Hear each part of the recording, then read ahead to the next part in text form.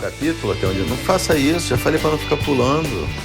Você consegue tirar esse primeiro da voz? Vocês lembram o que era o último capítulo? Não. Como é que terminou? Como é que foi? Qual o nome daquele pirata? Vai, seguinte. Cão negro. Cão negro. Cão negro, isso. O cão negro. Vem, mãe. O cão negro morreu, vocês lembram? Aham. Mas qual que morreu? Não sei. O pirata. O pirata que era o principal. Por quê? Ele morreu, eles lutaram de espada, o pirata acabou morrendo também. Os dois morreram? Os dois morreram, eles ficou dodói. Um morreu, acho que começou a sangrar, o outro ficou dodói, ele foi envenenado por outro pirata que apareceu lá, um pirata cego.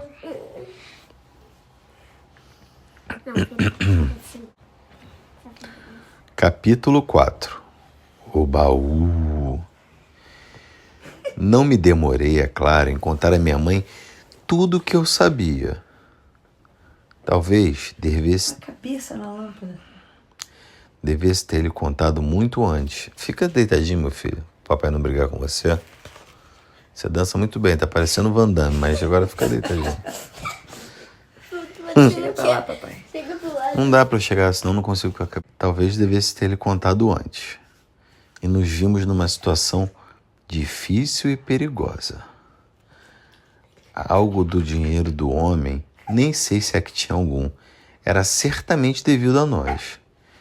Mas não era provável que os colegas de bordo do nosso capitão, acima de tudo os dois espécimes vistos por mim, o cão negro e o mendigo cego, estivessem inclinados a abrir mão da maior parte do pagamento das suas dívidas do morto. Chega pro lado.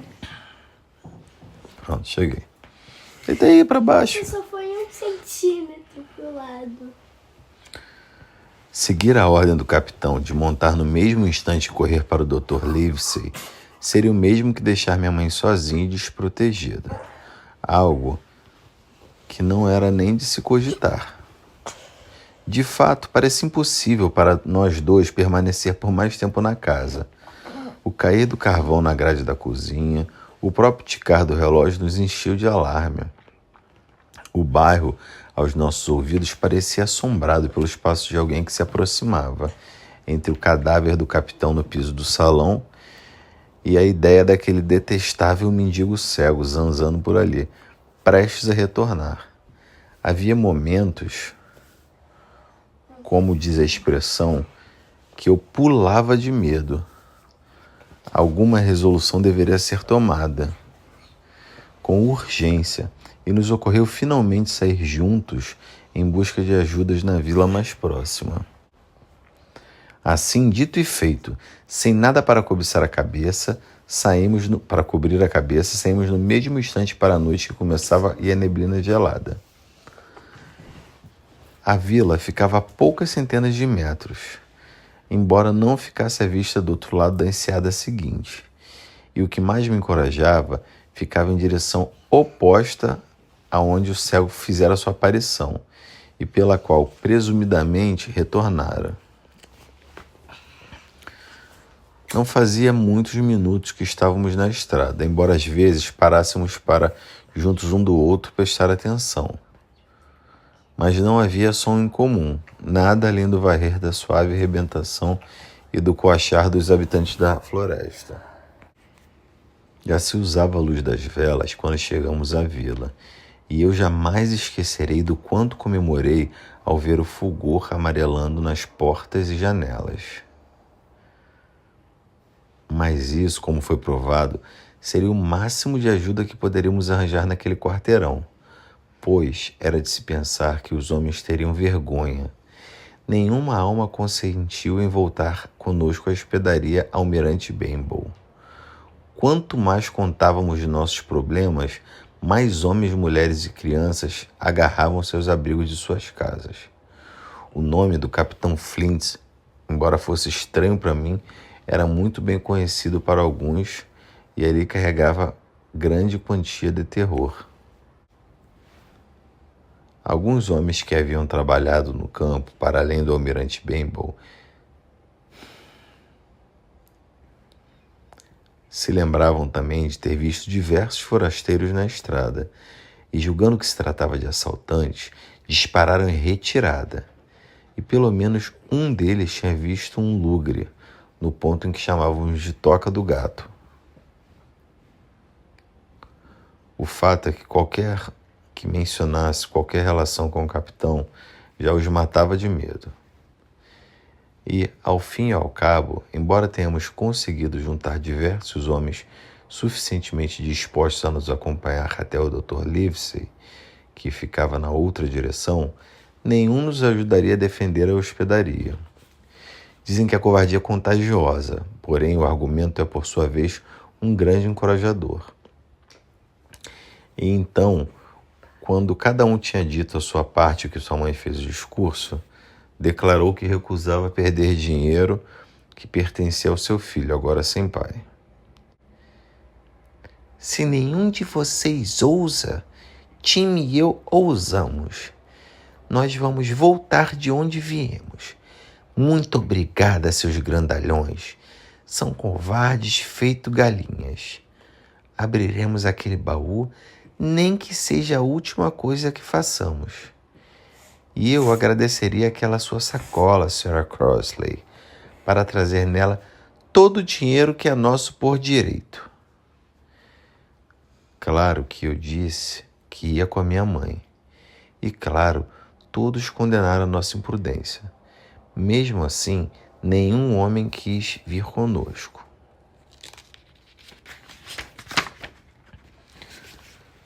Tudo o que fizeram foi me dar uma pistola carregada, caso fôssemos atacados, e prometeram preparar cavalos selados para o caso de sermos perseguidos no retorno. Enquanto um rapaz cavalgaria para o médico em busca de assistência à amada.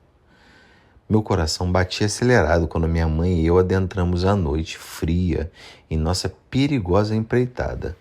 Uma lua cheia começava a surgir, espiava avermelhada por cima da crista da neblina, e isso nos apressou ainda mais, pois era evidente que antes de retornarmos, tudo estaria claro como o dia, e nossa partida exposta aos olhos de qualquer vigia. Passamos juntos da sebe, quietos e ligeiros, e não ouvimos nada que aumentasse o nosso medo, até que, para o nosso alívio, a porta do almirante Benbow fechou-se atrás de nós. Sabe o que é uma sebe? Não. É uma cerca viva de plantas. Tem os locais que têm cercas vivas para fazer como se fosse para fazer verdadeiros muros dividindo as propriedades, sabia?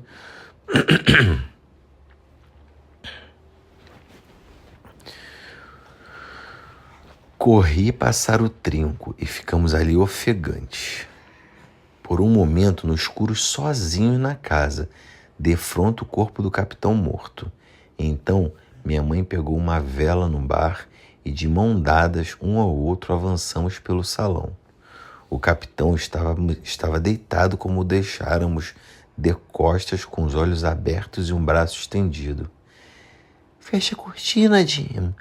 Eles podem vir e espiar aqui dentro. E agora, temos que tirar a chave daquilo. E quem vai tocá-lo? Eu gostaria de saber. Ai. Ajoelhei-me naquele mesmo instante. No chão, perto da mão dele, havia um pequeno círculo de papel, escurecido nos dois lados. Não havia dúvida de que aquilo se tratava da marca negra. Tomando-o, encontrei escrito do outro lado uma boa e clara letra cursiva esta curta mensagem. Você tem até as 10 horas de hoje. Ele tinha até as 10 horas, mamãe. Pom, pom, pom. O relógio começou a soar. Esse ruído súbito nos fez pular de susto, mas era boa notícia, pois era apenas 6 horas. Jim, a chave! Tateei os bolsos dele um após outro, algumas moedinhas, um dedal e um pouco de fio e agulhas grandes. um pedaço de tabaco mordido na ponta, sua faca do punho torto, uma bússola de bolso e uma caixinha de lata. Era tudo que eles continham. Comecei a me desesperar. Talvez esteja presa ao pescoço. Superando uma forte repugnância, abri a camisa dele no pescoço e ali, de fato, presa a um cordão encebado que cortei com faca dele, encontramos a chave. Sabe o que é repugnância? Não. Repugnância é quando é uma coisa muito nojenta, tipo você vê uma barata grandona, cascuda, que dá aquele sentimento de nojo, sabe? De repugnância. Ele ficou com repugnância aqui, ó, porque abriu a camisa no pescoço. Com esse trunfo, ficamos cheios de esperança e corremos para cima, sem demora, para o quartinho onde ele dormia por muito tempo e onde estivera o seu baú desde o dia da sua chegada. Era como o baú de qualquer outro marinheiro.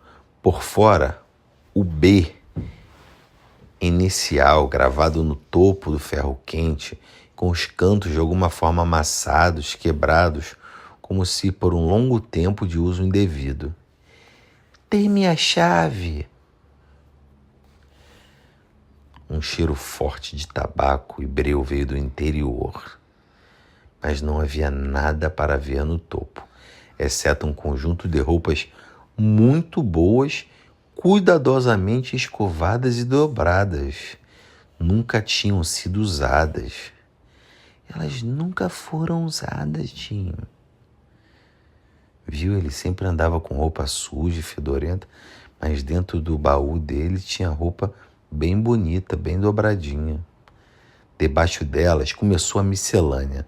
Um quadrante, uma caneca de lata, diversos rolos de tabaco, 2 pares de pistolas belíssimas, uma peça de prata de barra, um antigo relógio espanhol e mais algumas bugigangas de pouco valor, a maioria de confecção estrangeira, em um par de compassos montado em latão, e 5 ou 6 curiosas conchas das Índias Ocidentais. Desde então, eu vivo a me perguntar por que ele carregava essas conchas consigo por aí em sua vida errante de culpa e de assombração. Entretanto, não encontramos nada de valor, exceto a prata e as bugigangas. Sabe o que é bugiganga, né? Não. Não sabe o que é bugiganga? Não. Um montão de coisa que não serve para nada, sem valor ou de pouco uso, entendeu? Por exemplo, aquelas bolinhas que vocês vêm comprando naquelas máquinas, aquelas bolinhas pequenininhas que quicam pra caramba, vocês brincam e passa um minuto, não serve mais para nada, fica aquelas bugigangas pelo canto. São bugigangas. Então não tinha nada de... Tinha um pouco de prata e bugigangas. Debaixo havia um velho manto esbranquiçado de sal, devido ao seu contato com muitas barras de navio. Minha mãe o puxou com impaciência. E eis à nossa frente os últimos itens do baú. Um maço envolto em oleado que parecia conter papéis, e um saco de lona que revelou ao toque o tilintar do ouro. Mostrarei a esses bandidos que sou uma mulher honesta. Tomarei o que me é devido, e nem mais um tostão. Pega a sacola da senhora Crossley. E ela começou a contar o que nos devia o capitão da sacola do marinheiro para a que eu tinha em mãos. Foi um processo longo e difícil, pois havia moeda de todos os países e tamanhos. Dobrões, luíses de ouro, guinéus e peças de 8 e sei lá o que mais. Todas misturadas de modo aleatório. Sabe o que é aleatório, né? Uhum. Aleatório é que não está arrumado. Os guinéus também eram das que menos havia, e era somente com estes que minha mãe sabia fazer a conta. Quando estávamos no meio de caminho de encerrar, Eu subitamente pus a mão no braço dela, pois ouvi, no silêncio do ar gelado, um som que levou o meu coração à boca. O tatear da bengala do cego na estrada congelada. Ele se aproximava cada vez mais, enquanto ali permanecíamos sentados, prendendo a respiração. Logo ele bateu com força na porta da hospedaria. Pudemos ouvir a maçaneta virando e o trinco tilintando, pois a criatura miserável tentava entrar. Então houve um longo tempo de silêncio, tanto dentro quanto lá fora, até que o bater recomeçou. Para nossa indescritível alegria e gratidão, foi cedendo devagar e mais uma vez não pôde mais ser ouvido. Mãe, pegue tudo e vamos embora. Pois eu estava certo de que a porta trancada oferecera suspeita e traria o enxame inteiro para cima de nós, embora quão grande era a sensação de gratidão por ter passado o trinco. Não poderia dizê-lo que alguém que jamais se deparara com aquele terrível cego. Mas minha mãe, por mais assustada que tivesse, não consentia em tomar uma fração a mais do que era devido e estava obstinadamente relutando em contentar-se com menos. Ainda não eram 19 horas, disse ela. E por um minuto ela sabia de seus direitos e o reivindicaria. E ainda estava discutindo comigo quando um assovio grave ressoou por longe sobre o morro. E isso bastou, mais que bastou para nós dois. O que eu já peguei basta. E eu levarei isso para fechar a porta. No momento seguinte, ambos tateávamos a escada abaixo, tendo deixado a vela junto ao baú vazio. No seguinte, já tínhamos aberto a porta e estávamos em plena retirada. Não começamos cedo demais, nem um instante que fosse. A neblina dispersava-se rapidamente e a lua já brilhava bem clara no terreno elevado de ambos os lados. E era somente bem no fundo do vale, em torno da porta da hospedaria, que um fino véu ainda permaneceria intacto para esconder os primeiros passos da nossa escapada. Muito antes do meio do caminho em direção à vila, muito pouco além dos pés do morro, tivemos de caminhar sob a luz do luar. E isso não era tudo, pois o som de muitas passadas em correria já alcançava os nossos ouvidos. E quando olhamos para trás, nessa direção, um foco de luz que brandia daqui para lá e avançara rapidamente, mostrava que um dos recém-chegados trazia uma lamparina. Meu querido, pegue o dinheiro e vá na frente. Eu vou desmaiar. Era o nosso fim, pensei eu. Como eu amaldiçoei a covardia dos vizinhos. Como culpei minha mãe por sua honestidade e ganância e pela imprudência do passado e pela fraqueza do presente. Acabávamos de dar com a pequena ponte, com muita sorte, e eu a levei, mancando como estava, até a beira da margem, onde ela soltou um suspiro e caiu por cima do meu ombro. Não sei como arranjei forças para fazer tudo e receio que eu o fizera de qualquer jeito, mas consegui arrastá-la ladeira abaixo e a escondi parcialmente sobre o arco. Mais adiante eu não podia movê-la, pois a ponte era baixa demais para me permitir fazer mais do que rastejar por baixo. Então ali tivemos de ficar, minha mãe quase toda exposta e ambos ao alcance da voz da hospedaria.